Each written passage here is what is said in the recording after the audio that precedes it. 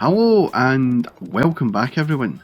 This week it's time to don the spandex, oil up and flex those 24-inch pythons in Wrestle War from Sega, which was released in arcades and then later onto the Sega Megadrive. But I will be honest, I never ever seen this game in an arcade, and the only version I played was the Megadrive one. Until now, that is.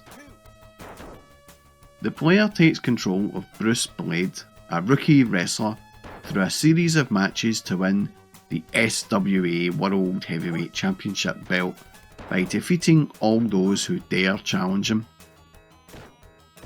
And it's your standard wrestling game fare really. As with pretty much all other wrestling games out there, you bash the buttons like mad in order to dazzle your opponent with a map-busting suplex or something. The game features non-licensed wrestlers, but they do have some very striking similarities indeed. Sledgehammer looks like Bruiser Brody. Don Dambuster looks like Road Warrior Hawk. This guy looks like Mil Mascaris. Buckskin Rogers is a Stan Hansen clone. Grand Kong is a knock of Abdullah the Butcher. And Titan Morgan looks like someone else, although his name escapes me. Brother. The arcade game used a vertical screen akin to a lot of shooters around at the time, and the screen is quite narrow and the camera always flips round so you never see Bruce's face, and that can be quite annoying indeed.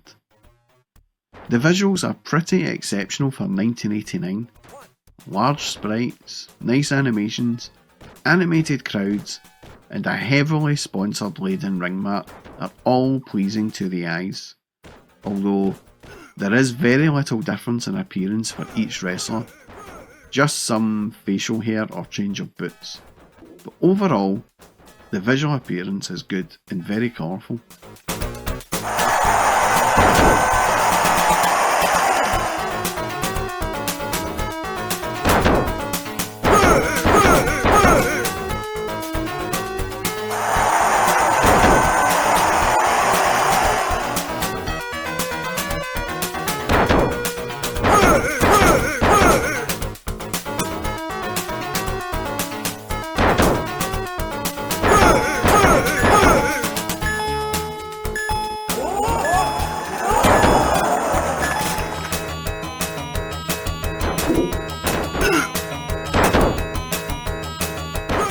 The sound is really good. The music that plays in the background seems perfectly suited to the game. It's like a tune that helps extenuate the scale of the challenge ahead of you. I think it fits the game very well. The sound effects are top notch.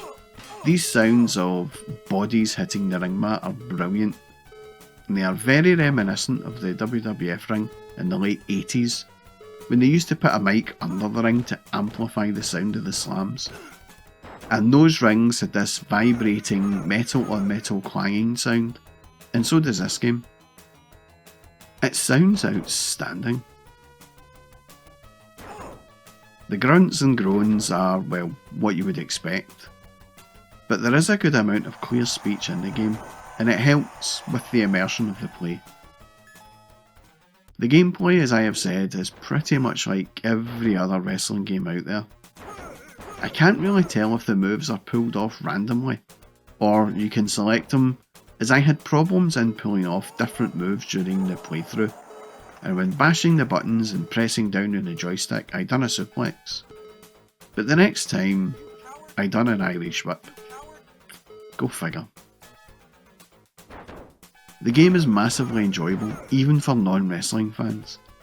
Sega managed to capture the arcade feel of a wrestling game perfectly, and I had a blast playing this for the first time on MAME.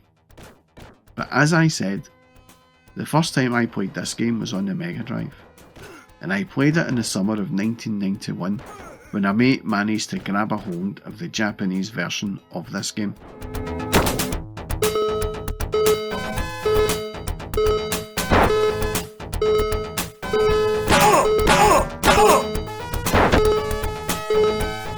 You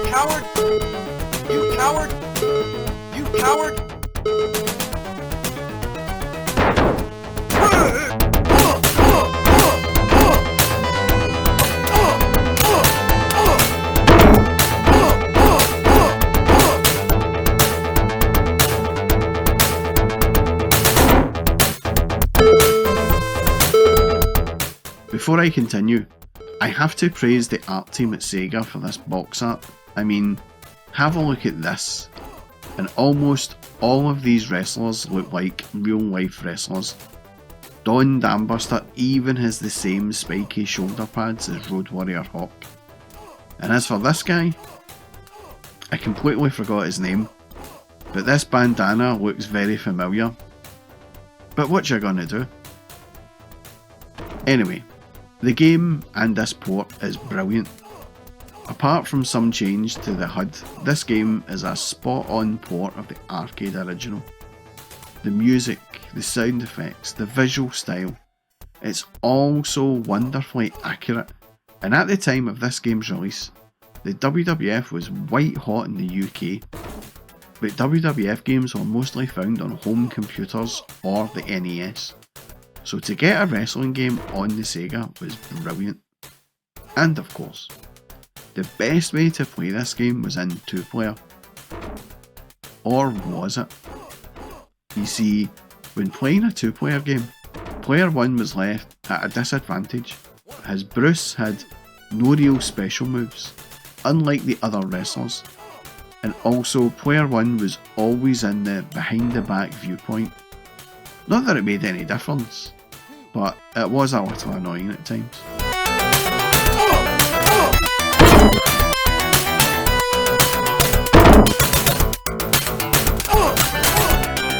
When my mate invited me around to his house, he had his Megadrive set up in the living room on the big TV. A massive 21-inch screen. This was considered big in 1991 and was found in about 80% of UK living rooms. But let's get back to the game. We immediately set up a 2-player bout and started to bash all hell out of the Megadrive Croissant joypads. And when getting pinned, I found this neat way to really accelerate the meter to beat the 3 count. By hitting all the buttons and tapping to the right, the bar just shot up and I caught my mate off guard. It was moments like that I enjoyed. But did it help me overall? Did it, buggery? I lost loads of times that day, but I had a great laugh doing so. The single player mode was not terribly difficult. In fact, most Mega Drive games were not hard to beat. But it was a tiring game to beat, and it lacked long-term value, even with the 2-player mode. But for a quick afternoon session, it was fine. The game scored very favourably in magazines of the time, such as Mean Machines, and it sold in decent numbers. But it's a game that has largely been forgotten. It's not in many compilation packs, and it's not really covered in a lot of YouTube channels. But honestly, it's a game I really enjoyed playing, and back then, games were different compared to today. Almost every game had this pick up and play quality to them, and if you wanted a quick 15-minute game on something, you could. These days, you need to invest hour after hour of playtime just to progress a small amount. The question is, which do you prefer? Wrestle War is a fun game, a tiring game, but a very fun game, and I recommend you give it a go on the arcade or the Mega Drive, as I don't think you will be disappointed at all. And that was my look back at Wrestle War. If you like this video, then please do all the usual comment, subscribe and like malarkey, and as usual, a massive thank you from me to all those who have subscribed and commented on my channel. Your support really does help with the growth of the channel, and I want you to know it's most appreciated. And that's all from me, folks. Thanks for watching.